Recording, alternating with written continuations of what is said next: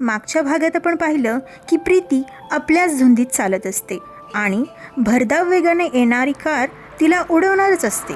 तेवढ्यात एक युवक तिला वाचवतो आणि तो युवक दुसरा तिसरा कोणी नसून राजकुमार राजवीर असतो, जो प्रीतीने स्वप्नात पाहिलेला होता.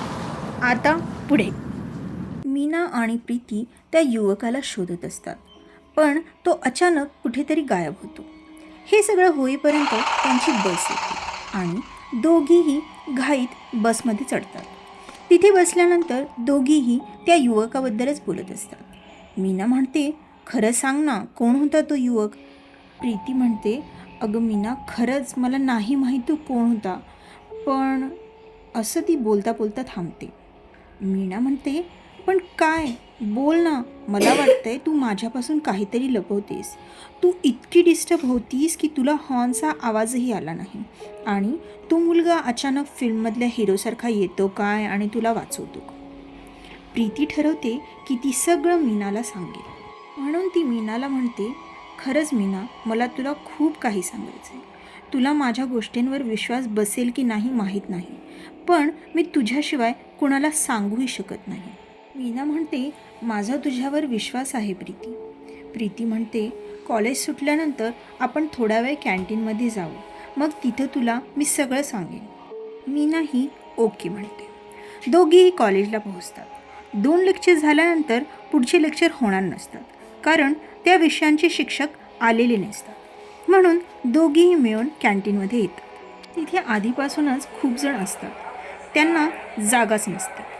त्यातल्या 2 मुलींकडे जागा असते, म्हणून त्या मीनाला आणि प्रीतीला त्यांच्याकडे बसायला बोलवतात आणि एकमेकींशी ओळख करून घेतात. एकीचं नाव तारा असतं आणि दुसरीचं विद्या. या दोघीही खूप वेळपासून मीना आणि प्रीतीकडे पाहत असतात. खास करून तारा प्रीतीकडे फार खुनशीपणे पाहत असते. प्रीती आणि मीनाने ते हेरलं. प्रीतीला फार विचित्र वाटतं की त्यांनीच आपल्याला बसायला बोलवलं आणि आता ही अशी का पाहते. मीनाला अचानक काहीतरी आठवतं आणि ती प्रीतीला म्हणते, अगं प्रीती, चल लवकर, आज लवकर घरी जायचं होतं मला. प्रीती पण लगेच दोघींना बाय म्हणून जायला निघते. थोडं पुढे गेल्यानंतर मीना म्हणते, चल आपण दुसरीकडे कुठेतरी जाऊ आणि तुला जे काही सांगायचे ते तू मला तिथेच सांग. प्रीती तिच्याकडे आश्चर्याने पाहू लागते आणि म्हणते, तुला तर लवकर घरी जायचं होतं ना. मीना हसते आणि म्हणते, तुला खरं वाटलं? मी काय मस्त ॲक्टिंग केली ना. प्रीती म्हणते, म्हणजे सगळं नाटक केलंस तू? मीना म्हणते, अगं हो ना, एकतर त्या दोघीही मला विचित्र वाटल्या आणि दुसरं म्हणजे आपलं बोलणं तसंच राहिलं म्हणून. त्यांच्या कॉलेजजवळच एक गार्डन असतं. मग तिथून प्रीती आणि मीना त्या गार्डनमध्ये जातात. तिथे गेल्यानंतर एक एक करून प्रीती घडलेला सर्व प्रकार मीनाला सांगते. मीनाचा तर विश्वासच बसत नव्हता, पण तिला माहीत असतं की प्रीती कधीच खोटं बोलणार नाही. ती प्रीतीला म्हणते, मला याबद्दल आजीशी बोललं पाहिजे, कारण आजींनीच ती कादंबरी मला खास तुला देण्यासाठी सांगितली होती. आजीला कदाचित याबद्दल काहीतरी माहिती असेल. प्रीतीला आता आशेची एक किरण दिसू लागते. आता दोघीही तिथून आपापल्या घरी येतात. इकडे ती तारा आणि विद्या काहीतरी बडबड करत असतात. तारा म्हणते, बघितलं विद्या, त्या महाराणीचा तोरा. आज माझ्या कारने बरोबर मी तिला उडवलं असतं तर सर्वच खेळ संपला असता, पण कोण कुठचा तो मुलगा, माझा सर्व खेळ त्याने उडवून लावला. एवढ्या वर्षांपासून जो बदला मला घ्यायचा आहे तो अर्धवटच राहिला आहे.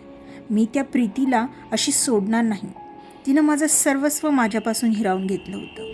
मीही तिचं सर्वस्व हिरावून घेईन. तिला सुखाने जगू देणार नाही मी. विद्या म्हणाली, अगं पण तारा, मला कळत नाही आहे, कोण होता तो युवक आणि नेमकं त्याच वेळी कसा काय तिथे आला? तो राज. तारा जोरात ओरडते, नाही, तो येणं शक्यच नाही आहे, आणि असेलही तो या जगात तर तो प्रीतीला कधीच शोधू शकत नाही. ती प्रीती आज वाचली, पण उद्या तिला कोण वाचवणार? मी उद्याही नक्की प्रयत्न करेन. म्हणजे प्रीती जेव्हा चालत बसकडे जात होती त्यावेळी जी भरधाव वेगाने कार आली होती ती त्या ताराची होती. पण कोण होती ती तारा आणि ती प्रीतीला मारण्याचा का प्रयत्न करत होती? हे सर्व जाणून घेण्यासाठी ऐकत रहा कोण